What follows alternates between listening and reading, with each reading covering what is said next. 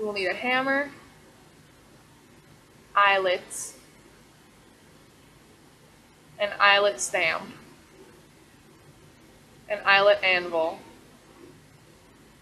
pins, a Sharpie, scissors, a ruler, and if you have one, an eyelet hole punch, and a 12 by 12 cardboard square. First, you need to use your 12 by 12 cardboard square and trace it onto the back of your patterned fabric. Then cut out the fabric square and you'll have the top layer of your hammock. Next, you need to trace and cut 2 squares out of your solid colored fleece.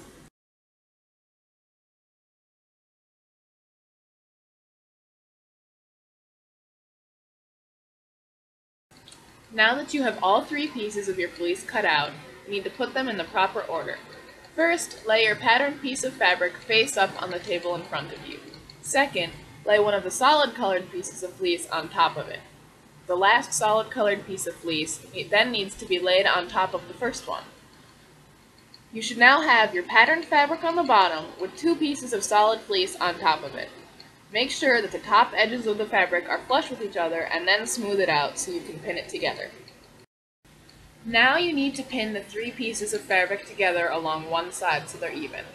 I like to have the patterned piece on top for this part if I'm not using all fleece because it's easier to see what I'm doing on the sewing machine later. Now use your sewing machine to sew along the edge. I use a margin of about 1/4 inch. And don't forget to remove the pins as you go so you don't break your needle. When you get to the end, turn the fabric around and sew back over your original seam.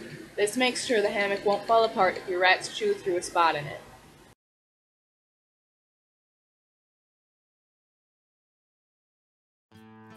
I painted your room at midnight, so I'd know yesterday was over. I put all your books on the top shelf, even the one with the 4-leaf clover. Man, I'm getting older,